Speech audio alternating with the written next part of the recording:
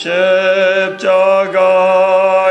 가까이 아지하고서서 계속 천국 가도록 주여 항상 머물겠네. 십자가 무언 영광일세. 요단강을 건넌 후 무한 영광일세. 아멘. 하나님 말씀 이사야서 53장입니다. 54장 1절에서 끝절까지 말씀 교독합니다. 1절 말씀 제가 먼저 받들어 봉독드립니다. 잉태치 못하며 생산치 못한 너는 노래할지어다. 구로치 못한 너는 외쳐 노래할지어다. 홀로 된 여인의 자식이 남편 있는 자의 자식보다 많음이니라. 여호와의 말이니라. 내 장막들을 밟으며 내 젖소의 비장을 뛰지만 내 주를 기리한 내 약속을 근거로 1절 말씀에 이사야 54장 1절입니다. 잉태치 못하며 생산치 못한 너는 너로 노래할지어다. 잉태치 못하며 생산치 못한 너는 노래할지어다. 구로치 못한 너는 외쳐 노래할지어다. 잉태하지 못한다, 생산치 못한다. 이건 아이하고 관계되는 거죠. 아이하고 관계됩니다. 구로치 못한 너는 외쳐 노래할지어다. 애 낳을 때의 모습, 고통스러워하고 참 고통이 막 심해가지고 밖으로 고함을 지르는 그런 것을 구로한다 이러는데 그런 경험이 없는 너는 노래할지어다. 왜냐하면은 이제 설명을 합니다. 홀로 된 여인의 자식이긴 자식인데 홀로 된 여인의 자식이에요. 홀로 된 여인의 자식. 그 가부의 자식이 남편 있는 자의 자식보다 많다. 이건 뭘 말하느냐? 홀로 된 자식이라, 홀로 된 여인의 자식이라 그러면 가부된 자식, 가부의 자식들이 가부 아닌 정상적으로 부부생활을 하고 있는 자식보다 많다. 이 말은 전쟁으로 인해서 남편이 죽는 걸 말하는 거예요. 남편이 없어지는 상태라. 그래서 그런 사람들이 많은 세상이 되니까 아이 있는 것이 고통인 거고 결혼해가지고 산다는 것 자체가 얼마나 얼매이는 거예요. 그러니까 이게 얼매인단 말이에요. 얼매이게 되다 보니까 차라리 애 없는 것이 낫지 않느냐. 삶이 비교하자면 그런 거예요. 옆에서 보기에 애 없는 삶이 훨씬 낫지. 애 때문에 매이가지고 애도 한 명이나 이래서 뭐 둘이서 살아간다지만은 당시에 이 지금 생산치 못한다든지 구로치 못한다 이런 말이 나올 때는요. 애 낳는 것이 어쩌면 뭐 어쩐 최대의 과제이기 때문에 아이를 많이 생산하는 것이 복이라. 그래서 아이 낳지 못하는 여인이라 그러면은 이거는 천대꾸러기죠. 천대꾸러기. 아이 낳지 못하는 여인이 어떻게 여인이냐 이렇게 되어지는 거예요. 그런데 전쟁을 해서 남편이 죽고 이러니까 아이를 기르고하는 게 힘이 드니까 오히려 애 낳지 못하는 여인이 복이 있다. 노래를 불러라 하고 부른단 말이에요. 그 사회가 완전히 바뀐 거예요. 이거는 바뀌도 그냥 바뀌는 게 아니고 뒤죽박죽이지. 뒤죽박죽만 엉망인 거예요. 환란과 공고가 심해가지고 정상적으로 잣대를 갖다 대서 지금 우리가 정상적인 삶을 산다 안 산다 이런 내용을 갖다 댈 정도로 어떤 평화로운 그런 게 아니에요. 질서가 없는 거예요. 한마디로 질서 없고 무질서고 전쟁고 치안이 유지 안 되고 나가서 죽었다 그러면 뭐 행방을 찾을 수가 없고 나가긴 나갔는데 들어오지 않았으면 이제 뭐 죽은 거로 알아야 되고 언제 죽을지 모르는 그런 아주 사람 만나는 것이 백주에 사람 만나는 것이 그렇게 두려운 상황이 지금 이런 상황이에요. 전쟁의 상황이라는 것과 특별히 다른 민족에서 지금 뭐 정벌당하는 그 상황은요. 우리가 지금 치안이 잘 유지되어 있는 상황에서 이런 생각이 나올 수가 없어요. 성경에 있는 상황 자체를 지금 우리의 상황하고 비슷하게 연결해갖고는 이 내용이 접근이 안 되는 거죠. 여기서 이제 중요하게 나오려고 하는 표현이 뭐냐 하면은 사실은 여기 남편이라. 54장은 남편에 대한 내용이에요. 남편에 대한. 남편의 기능이 어떤 기능이 있느냐. 자녀를 생산하는 이런 기능, 자녀가 유지되는 기능에 남편이라는 기능이 있는 거예요. 아이하고 살아가는 거 보면은 전부 다 여인들만 살아가는 것 같은데 남편 없는 여인은 아이가 없어지는 거예요. 생산이 안 되는 거예요. 그래서 남편이 죽는다, 남편이 살아있다, 이 개념하고 아이의 존재, 아이의 생산, 이거 같이 결부가 되어진단 말이죠. 그 전쟁이라는 상황 속에서 이게 두드러지게 이제는 표를 하는 거예요. 전쟁 상황 자체를 남편의 자리에 대한 내용을 이제는 부각시키고 있는 거죠. 54장은 그래 볼 수 있는 거죠. 왜 이거 남편에 대한 내용이 많이 나오느냐? 왜 남편을 주제로 잡으려고 하느냐? 1절에서 벌써 이런 내용이 나옵니다만은 홀로 된 여인의 자식, 홀로는 뭘 홀로로 하냐면은 남편이 없다는 거죠. 남편이 예전에 있었는데 남편이 없다는 거예요. 그게 홀로 된 여인의 자식이라. 홀로 된 여인이라는 것은 뭐 개인 혼자서 살아가는데 홀로라는 말은 어디 누가 붙이겠어요. 그러나 결혼을 한 여인이 남편이 없을 때 홀로 된 여인이라 부르는 거예요. 그리고 여기 이제 반대되는 것이 남편 있는 자의 자식 이래 되는 거예요. 남편 있는 자의 자식. 이 남편에 대한 내용을 조금 놔놨고, 왜냐하면 뒤에 오기 때문에 바로 2절에 나오는 내용이 1절하고 너무 차이가 나는 거예요. 1절하고 잉태치 못하며 생산치 못한 너는 노래하라, 부르지 못한 너는 노래하라. 아이 없는 것이 훨씬 낫다라고 하는 건데, 훨씬 낫다는 2절은 들어가면 또 달라요. 내 장막틀을 넓히며 내 처소의 휘장을 아끼지 말고 널리 펴되 너의 줄을 길게 하며 너의 말뚝을 경거히 하라.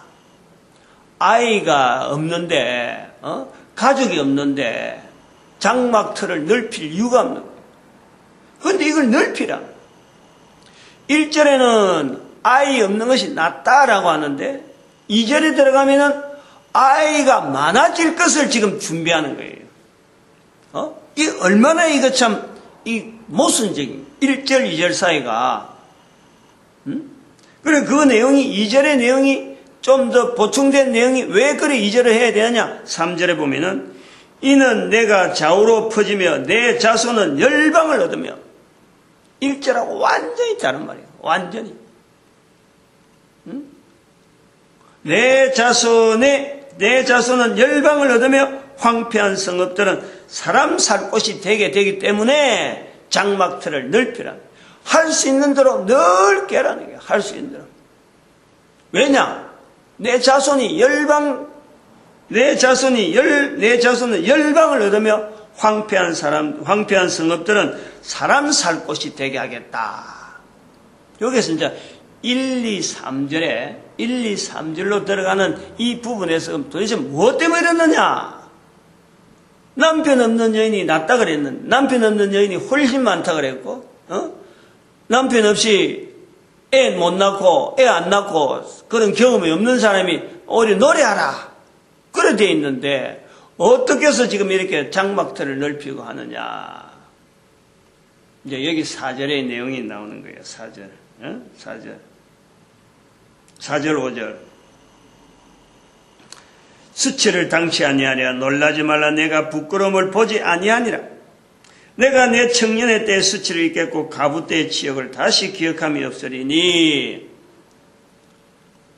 남편에 대한 개념이 나오는 거예요. 남편에 대한 개념이.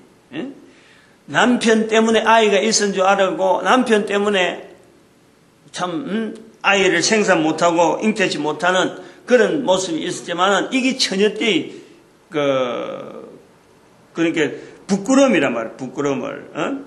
잉태치 못하며 생산치 못한 너는 노래하라. 여인의 부끄러움이래. 여인의 부끄러움. 근데 이게 결혼 관계에서 나오는 아이를 낳지 못하는 여인이란 말이에요. 그럼 남편에 두도 누가 도대체 이게 잘못이 있는지, 누가 잘했는지 어떤 그것이 없는, 요즘 같은 뭐 병원에 가서, 남편이 잘못하다, 여인이 잘못하겠지만은, 당시에는 어쨌든 아이를 못 낳으면 전부 다 여인한테 다 가는 거예요. 여인한테 전부 책임이 다 가는 거예요. 남자가 잘못돼가지고 아이를 못 낳는다 하는 이거는 상상을 못해요. 상상을. 왜냐하면 여인들이 아이를 낳는데 여인이 아이를 못 낳는 여인이 나오면은 이거는 벌써 참 큰 어떤 환자 취급이 되어지고 여인으로서 구실 자체가 잘못되어 있는 이렇게 인식이 되어지는데 바로 여기에 부끄러움이라고 하는 부끄러움, 여인의 부끄러움이 되어지는데 이 부끄러움을 해소한다는 거예요. 아이들이 많아서 열방을 얻게 되고 황폐한 성읍이 자손이 많아진다. 마치 바벨론에 포로되어 간 이스라엘의 어떤 모습 자체가 황폐한 성읍이라. 황폐한 성읍.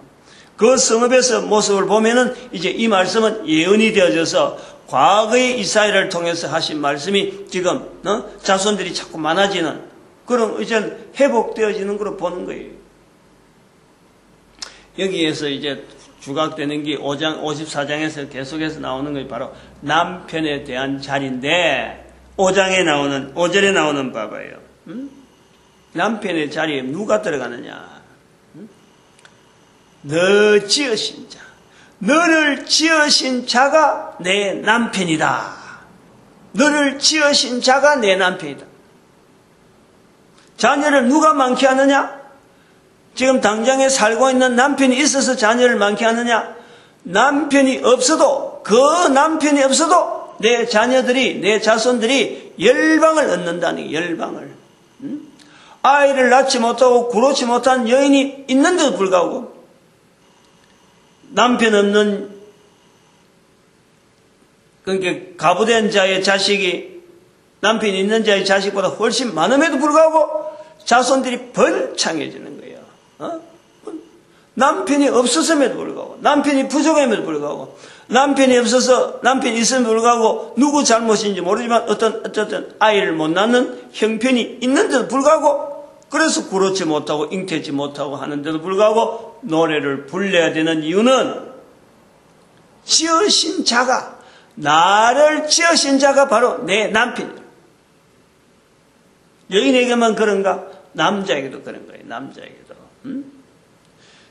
이스라엘의 여인에게만 하나님이 내 남편인가?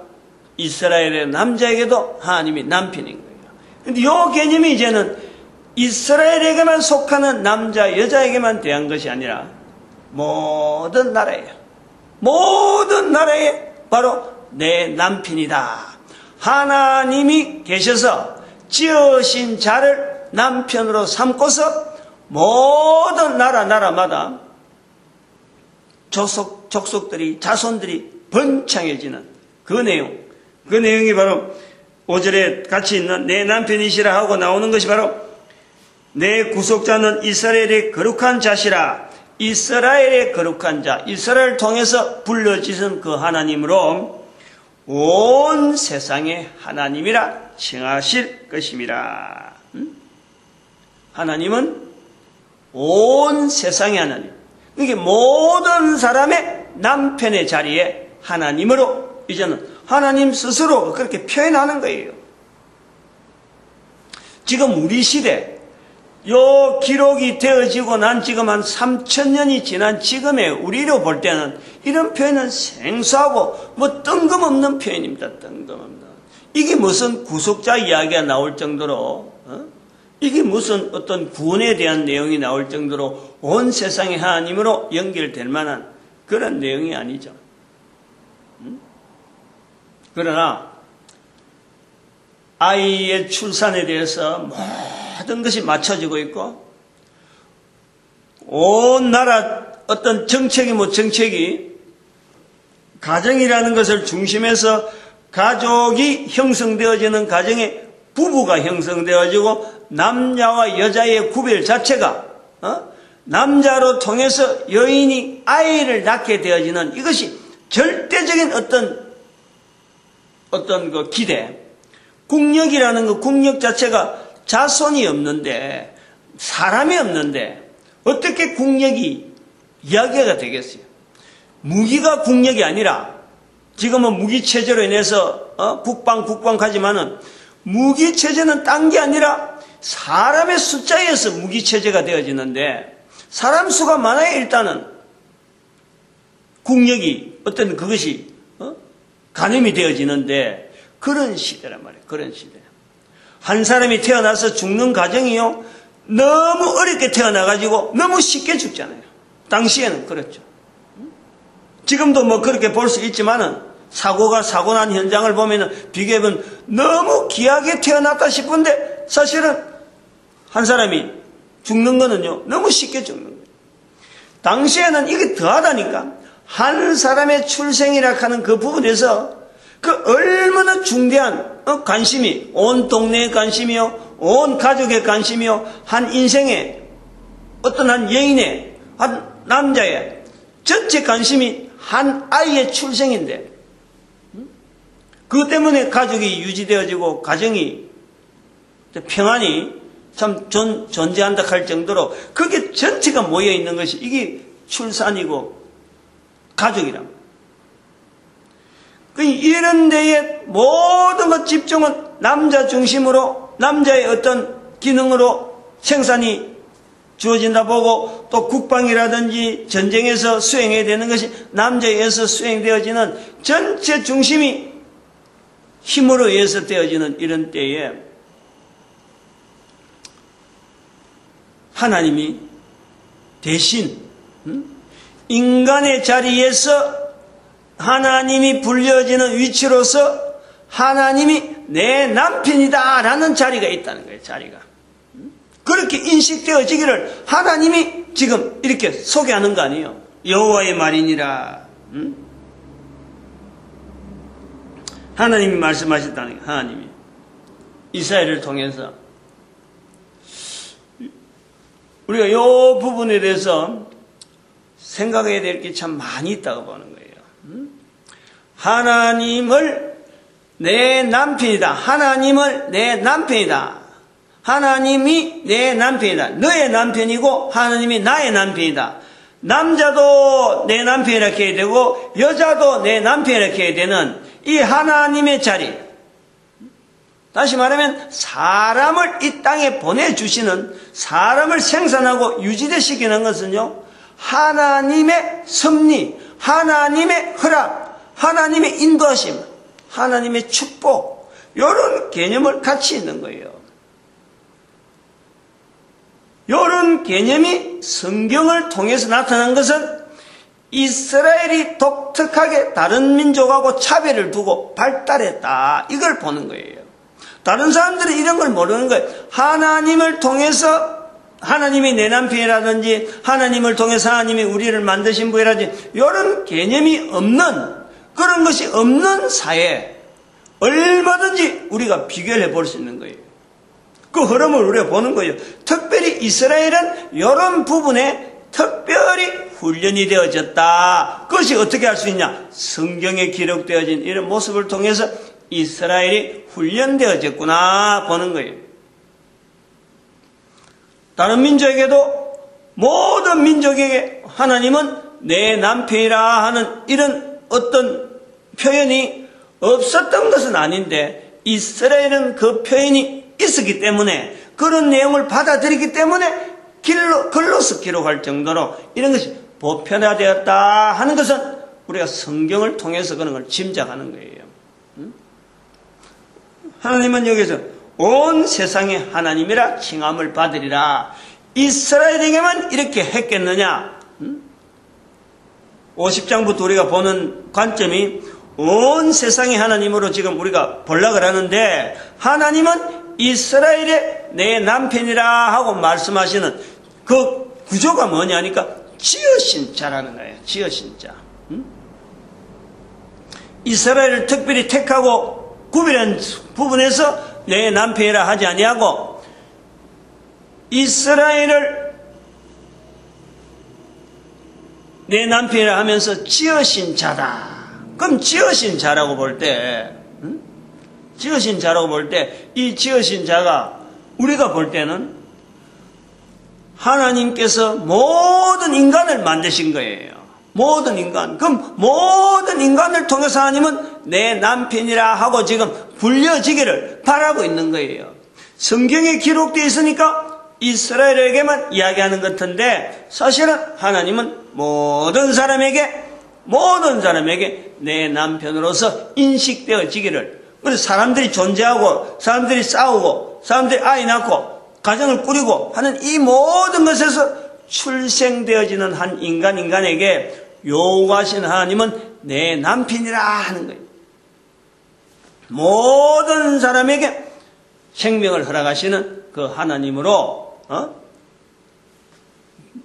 인식이 되어지기를 바라는 거예요. 그것이 이스라엘이 처음부터, 그러면 아브라함 시대부터 아브라함아 내가 네 남편이라 이렇게 하지 않은 거예요. 아브라함부터 시작해서 1000년 정도 시간이 쭉 지나고 참 2000년 지나고 한 이런 과정이 오랫동안 가면서 이스라엘이 어떤 무리를 형성하고 문화가 형성하고 서로 통하는 우리나라고 우리가 하나님을 바라야지 하는 이런 어떤 형태가, 한 단위 형태가 만들어지는 과정에서 하나님의 이런 표현을 이스라엘 백성들이 인식을 하는 거예요. 지으신 분, 창조주 하나님, 그 창조주 하나님의 또 인간적인 모습으로서 내 남편이라 하는 바로 가까이 있는, 아주 가까이 있는 이런 인식을 하게 되는 거예요. 그런데 이런 것이 안 되다 보니까 다른 나라에서는 내 남편이라 하고 이야기를 한들 알아들을 수가 없는 거예요. 그렇게 글로서 기록해야 되겠다 할 만한 어떤 계제가 못 된 거예요. 그래서 다른 나라들이 글로서 기록되어진 것이 없지, 글로서 기록된 거로 아브라함처럼 이삭처럼 야곱처럼 이렇게 해서 쭉 어떤 줄기를 잡아왔던 다른 민족이 있었다면 분명히 그들에게도 흔적이 남아 있는 거예요. 있을 거라고 분명히. 그걸 우리가 지금 예측하는 거예요. 그럼 여기서 우리가 한번 정리를 해봐야 돼요. 하나님에 대한 표현을 성경은 나타내는데 전도서란 말이에요. 하나님을 우리 인간이 어떻게 나타낼 것인가 전체적인 구조는 바로 이 전도서, 성경의 전체 구조가 바로 전도서라는 거예요. 하나님을 나타낼 때 태초에 하나님이 천지를 창조하시니라. 창조가 들어가는 거예요. 창조. 요걸 우리가 잘 알아야 돼요. 인간과 피조물과 창조주의 관계, 이게 요 기본적인 개념이에요. 성경에서 요구한 자리가 이거예요. 내 남편이라 하는 그 표현에서 지으신 자라는 것을 마치 내가 지금 현재 문제에서 가장 어려운 문제인 이 남편의 자리, 남편이 자꾸 없어지고 전쟁에 자꾸 죽어 없어지고 남편이 없으니까 나라가 형성이 안 되는 이스라엘 자체가 완전히 이제 없어지는 것 같은 그런 어려운 상황에 하나님이 내 남편이다 하는, 남편에 대체되어지는 어떤 존재로서 하나님에 대한 의지를 지금 요구하고 있는 거 아니에요. 발전이지, 발전. 하나님에 대한 인식의 발전이라. 멀리 있는 그저 단순하게 창조주와 피조물의 관계로서 이 하나님을 우리가 인식하게 되는 것을 끝나는 것이 아니라 남편과 아내로서, 남편에서 어떤 가정을 다스리는 직접적인 어떤 호흡을 느끼는, 지금 나가셨느냐? 이제 언제 돌아오느냐? 기다려지기도 하고 이런 인격 관계. 이런 관계에서 우리에게 인식을 시키는 것이 지으신 자가 내 남편이다라는 거예요. 그 갭이요 얼마나 줄어들었는지 모르잖아요. 지으신 자라고 하면 막연하게 참 경외하고 우리가 거기서 무조건 고개 숙여야 되고 무조건 그거는 뭐 더 이상 어떤 할 말이 없잖아요. 지으신 자는 토기장의 앞에서 그릇이 만들어지는 그릇이 어떻게 그 항변할 수 있어? 어떻게 더 다른 이유가 할 수 있어? 이런 엄청난 차이가 있음에도 불구하고 이것을 하나님께서 이걸 낮춰주는 거 아니에요. 남편의 자리로 낮춰주는, 즉 호흡을 같이 하는, 같이 인격체로서 같이 어울리는 이런 존재로 이스라엘을 통해서 나타내시는 거예요. 이걸 이스라엘에 이랬다 그래서 이스라엘의 내 남편이라 그랬다 해서 우리가 이스라엘만 그렇지 우리는 아니다 이렇게 하면 안 되는 거란 말이에요. 그걸 자꾸 인식을 자꾸 해야 돼요. 이걸 자꾸 돌려야 돼요.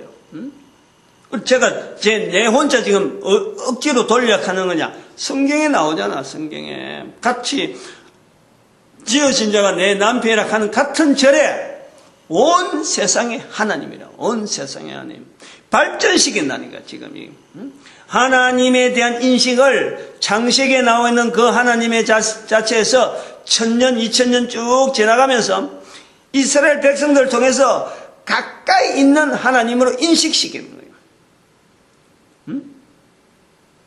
요 인식이요. 지금 여기 54장 지금 5절에서 내 남편이라 하는 이 표현이 정작 한 100년 한 50년 지나버리면은, 이제 실질적으로 그 이스라엘 백성들이 당하잖아요. 바벨론에서 포로가 되잖아요. 근데 포로가 될 때에 그 시대에 나온 선지자는 바로 예레미야라, 예레미야. 예레미야 선지자가 예레미야서 31장 31절부터 33절 사이에 요 남편에 대한 개념을 다시 이야기하고 있어요. 남편에 대한 개념을. 예레미야서 31장 31절 33절 우리가 금오산에 올라서 기도하는 거기서 우리가 매주 이제 정목 적어놨고 31장 31절에서 33절에 있는 말씀을 이렇게 하는데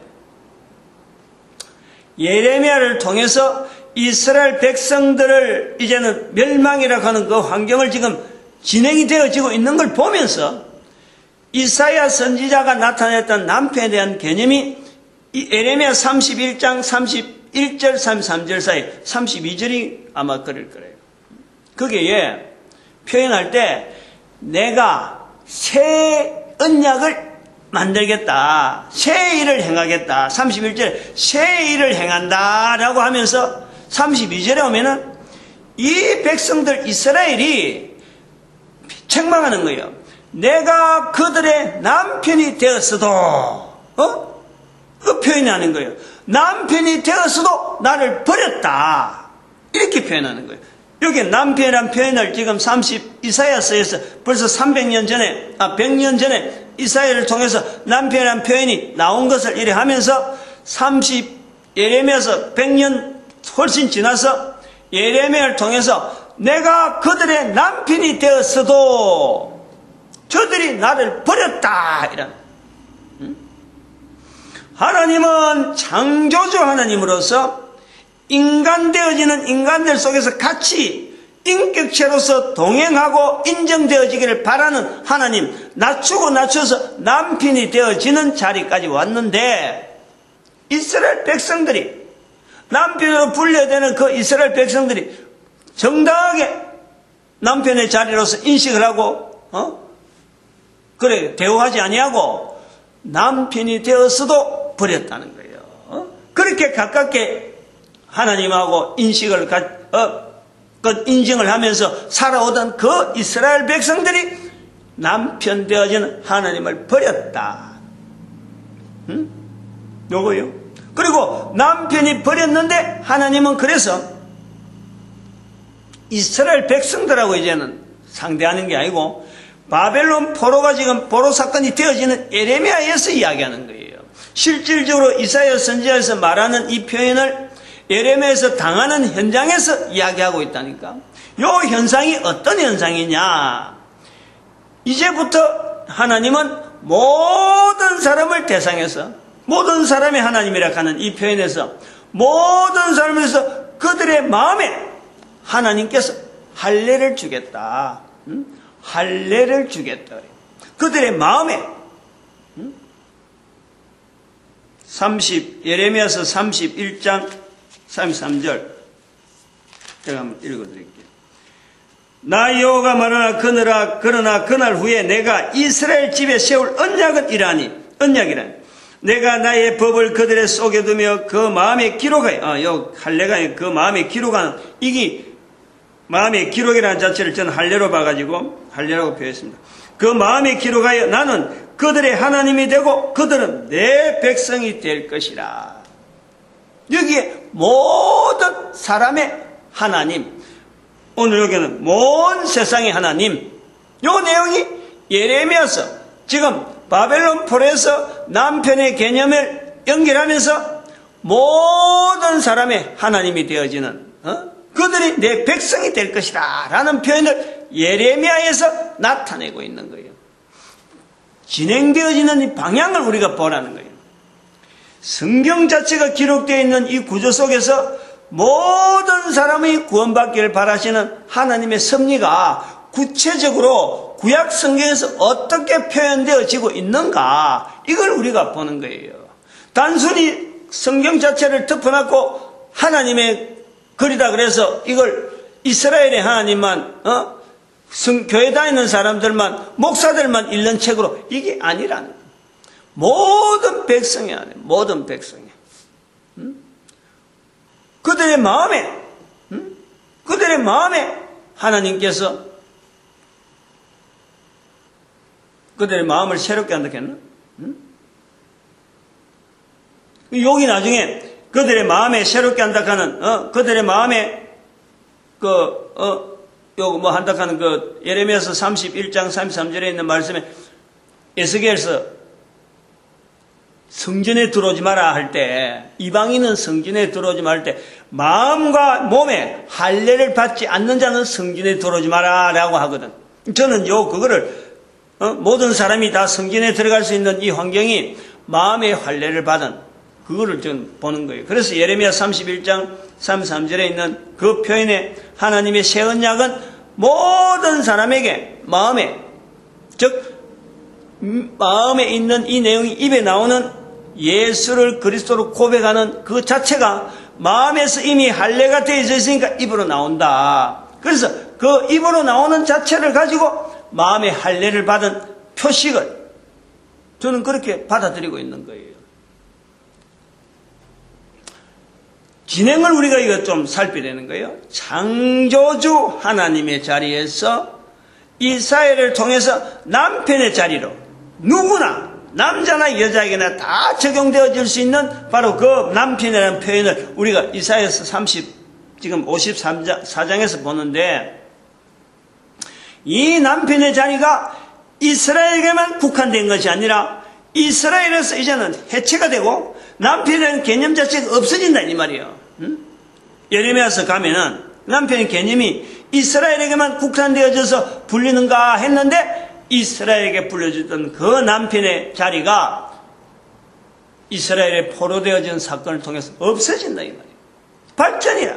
그리고 없어지고 나서 어떻게 되냐 하니까 예수님이 오시면서 하나님의 자리가 인자란 자리로 인자, 아들이란 자리로 들어가네. 아들, 가족, 가족. 하나님이 남편으로 나오다가 하나님이 아들로 나오는 거야. 아들로. 가족이잖아. 가족. 가족 중에서 남편보다 아들은요 더 친근한 거 아니에요. 그 실제적 모습이 마리아를 통한 육신의 아들로 예수님이 하나님이면서 그 자리로 내려오는 거예요. 이거는요 우리가 볼 때는 하나님의 처절한 몸부림이에요. 몸부림. 인간을 구원하시기 위한 하나님의 처절한 몸부림. 창조자 하나님께서 피조물과의 관계에서 인간을 구원시키자 하는 하나님의 그 어떤 열성, 하나님의 어떤 그 어떤 헌신이라면 헌신인데 우리가 상상해서 말을 붙일 수 없는 그 인내하심이 남편으로 자리로 떨어지고 남편보다 더한 아들의 자리까지 떨어지는 거예요. 아들의 자리까지 떨어지면서 거기서 아내아무로 아들의 자리 떨어졌으니 똥오줌 안 싸겠어요? 똥오줌 쌌지. 그 다음에 구유에서 태어났으니까 이 사람 모든 사람 앞에 천대꾸레기야, 천대꾸레기. 얼마나 지질이 복이 없으면은 태어날 때 가장 귀한 자리에 아이로서 어찌 보면은 엄마나 부모로 볼 때는요, 한 아이가 태어났는데 제일 좋은 자리를 입히고 싶은 것이 부모잖아요. 근데 하필 그때에 있을 집이 없어갖고 어떻게 짐승이 있을 그곳에 갈 수밖에 없는 그 부모의 입장이 있잖아요. 부모의 한이지, 부모의 한. 부모의 한이 아니겠어요? 그냥 웃으면서 우리가 고요한 밤, 거룩한 밤 이래갖고 그림만 끌다리 그릴 그런 내용이라 얼마나 아프겠어요? 평생에 그거 잊을 수가 있겠어, 그거? 아니, 그거 잊을 수가 있겠어? 부모가, 마리아가, 예수님을 낳아가지고 첫 눕히는 자리가 구유라면, 짐승의 먹이통. 그걸 눕혀놓고 있는 부모가 마음이 어떻겠어요? 하나도 하나님은 인간 구원하는데 어떤 바라는 것, 어떤 위치, 어떤 내가 대우, 하나도 없어요, 하나도. 아까 여기 남편이라 하는 것도 어떤 남편의 자리에서 근위를 나타내고 창조주의 자리에서 뭔가 내가 그 행색을 했는데 이런 어떤 요소에 대해서요, 하나님은 철저히 모든 사람이 구원받기를 바라시는 그 하나님은요, 하나님 되어짐에 대한 그 간격, 그 갭, 그거 생기는 것에 대해서요, 하나님은 철저히 거부하는 거예요. 낮아지고 낮아지는 거예요. 낮아지고 낮아져.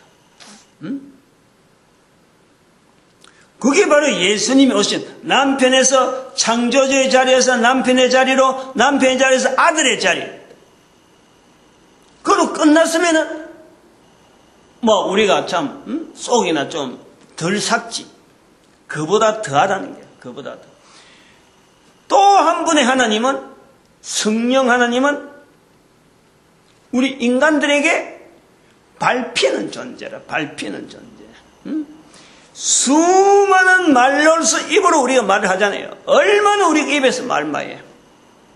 이런 수많은 말 속에서도 예수님에 대한 표현은 어떤 성탄절이나 전달하는 사람들 입을 통해서 귀로 들었으니까 한두 마디 말은 할 수는 있지. 근데 그 많은 말 속에서 성령님을 인정하는 말은 안 하잖아요. 이게 바로 밟히고 있다는 거예요. 밟힐 정도가 아니지, 이건. 입에서 욕은 실컷 하면서도 그 입에다가 말로 인자를 거역하면 이 세상과 오는 세상에도 용서함이 없다고 하던 그 성령님을 인정해야 될 그 입에 성령님을 인정하지 않잖아요.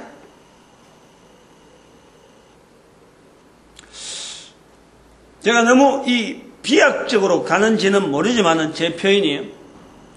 그리고 지금 성경의 구조가, 그리고 지금 우리가 2000년, 예수님 오시고 2000년을 지난 지금으로 보면요, 이 흐름이 너무 분명하다는 거예요.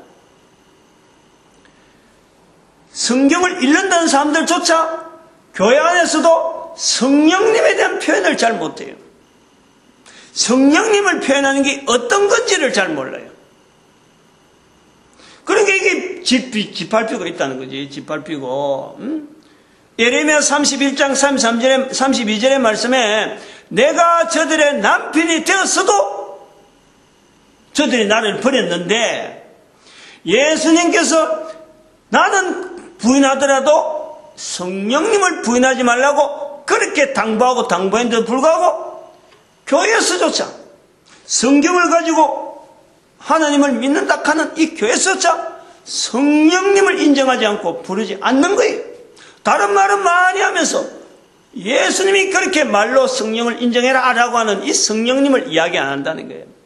그 성령님을 인정하는 표현이 내가 확인할 수 있는 기라. 내가 지금 성령님을 이야기할 수 있느냐 안 하냐 인정은 내가 확인하는 거예요. 어떻게? 예수를 다른 사람 앞에서 시인하는 거란 말이야. 예수를 시인하는. 그게 성령님이 없는 거예요. 마태복음 10장 32절. 그 성령님으로 표현되어지지 있지 않는 그것 자체가 바로 말로 성령을 말로 예수님을 인정하는 그 자체에서 성령님이 들어있다는 거예요. 그게 얼마나 이게 우리가 구체적으로 성령님의 섭리에 대한 분명한 것을 할 수 있는 거예요. 내가 확인이 된다. 확인이. 이 일을 안 한다는 거지. 교회가 안 한다는 거예요. 54장에서 지금 나오는 이 남편에 대한 요 개념을 쭉 가지고 지금 1절부터 쭉 5절까지 내려오는 거예요. 그 5절부터 내려와서 요 내용을 붙잡고 있으면은 나머지는 여기에 준한 내용으로 전체가 넘어가도록 되어 있어요. 뭐 54장뿐만 아니고 54장 쭉 넘어가면 끝까지 가도요. 이 구조예요. 결국에. 하나님께서 모든 사람을 구원한다. 구원받기를 바란다. 디모데전서 2장 4절의 말씀이 이런 그 전체적인 이 내용을 한 줄기로 표현하는 간단하지만은 그 풀어서 끄집어내려고 하면요. 정말 막 줄줄줄줄 나오는 거예요. 그거 전체가 다 요약되어 있는 것이 구약성경 전체인데 결국에 가는 것은 성령님을 인정한 예수님께서 그것을 나타내라고 내 정인되라. 성령이 너에게 임하시면 내 정인의 자리가 바로 그런 거예요. 성령이 너에게 임하시면 성령님이 항상 예수님에게는 이게 먼저 나와야 되는 거예요. 예수님 이야기를 할 때, 예수님에 대한 이야기를 할 때 내가 예수님에 대해서 이야기한다는 거 아니라 성령님이 나로 말미암아 예수님을 나타내려는 것 같다. 이렇게 되어지는 자세가 된다니까. 그래서 내 입에서 예수에 대한 이야기 나올 때 성령님의 섭리하심으로 내가 어탁하는 거예요. 어탁하는 거예요. 남편으로서 어탁하는 것, 아들에 대해서 인정하는 것. 이것이요. 성경 전체 구조에서 전도서 되어지는 성경의 자리가 있다니까. 요 훈련이 이스라엘 백성들을 통해서 갖추어지고 있는 구조가, 과정을 우리는 보는 거예요. 그런데 이스라엘 백성들이 여기 충분하지 못했다 하는 것을 우리는 역사 속에서 우리가 성경과 더불어서 역사를 더불어서 인류 역사 걸어온 발걸음과 성경의 자리를 비교하면서 하하 이스라엘이 이걸 잘못했구나 하고 하나만 보는 거예요. 하나만. 뭐 이스라엘 두고 뭐 이런 저런 모양을 다 하려면 도무지 안 되고 하나만. 그 하나에 대한 결함을 우리는 지금 대한민국이라는 곳에 하나의 기대를 건단 말이에요. 기대를. 이걸 객관적으로 본 것과 또 이걸 객관적으로 알리는 시대에 왔는데 이 대한민국 사람들이 이 말을 제일 먼저 지금 듣고 있는데 기대를 가지는 거예요. 내 눈으로 말한 사람의 눈으로 확인하기 이런 게 아니라 이거는 선포되어야 되고 이사야가 선포되어지고 예레미야가 선포되어 저들이 기록은 되어지고 선포는 되어져도 저들이 확인은 안 하잖아요.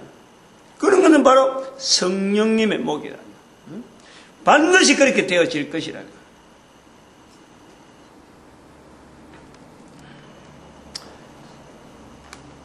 특별히 그 17절에 보면은 16절에 보니까 제조하는 쓸만한 기계를 제조하는 장인도 내가 창조했고 파괴하고 진멸한 자도 내가 창조했다. 여기는 바로 사탄도 나오는 거예요. 파괴하고 진멸한다. 사람들 속에 사람의 인류 역사는 파괴와 생산 이 두 가지가 늘 같이 갔는데 실컷 사람들이 생산해갖고 아이를 만들어놨고는 또 그 아이를 죽이는 것이 또 우리 인간이라. 근데 그 속에 전체로 가보면은 사탄이 있는 거예요. 사탄이. 여기 그까지 다 포함해야 되는 거예요. 오늘 우리의 걸어가는 걸음에 성령님을 왜 인정해야 되느냐? 사탄이 우리를 끝없이 인간을 함몰시키고 없애려고 하는 그런 어떤 구조가 있기 때문에 성령님이 필연적으로 와야 되는 그 우리 인간 자체가 창조되어지는 순간부터 우리는 성삼위 하나님과 동행, 임마누엘 그 자체가 우리에게서 항상 나타나야 되는 거예요. 이걸 이스라엘을 통해서 역사를 통해서 남편의 자리로 아들의 자리로 그리고 입에서 거부되어지는 성령님의 입에서 나타내야 되는 성령님의 그 사역 그런 환경을 우리는 지금 성경을 통해서 객관화되어지니 얼마나 고마운 거예요. 얼마나 고마워야 되는 모든 사람이 고맙다 해야 되지. 근데 이걸 제한시킨다 하는 것은 어떤 조건을 걸어서라도 이런 제한을 건다는 것은 바로 사탄적이라. 그 종교를 걸고 우리는 예수 믿는 사람이니까 또 저 사람들은 예수 안 믿는 사람이 어쩔 수 없다. 이런 자체가요 벌써 우리는 잘못된 사탄적인 자세. 오늘 우리 그러면 전도되어야 되는 것 감사해야 되고 또 하나님 앞에 모든 교회가 하나 되어야 되고 전도를 하나 되어야 되고 그리고 우리 민족이 온 인류 앞에서 전도 국민의 쓰임받기를 축복한 시간 주여 삼창합니다. 주여!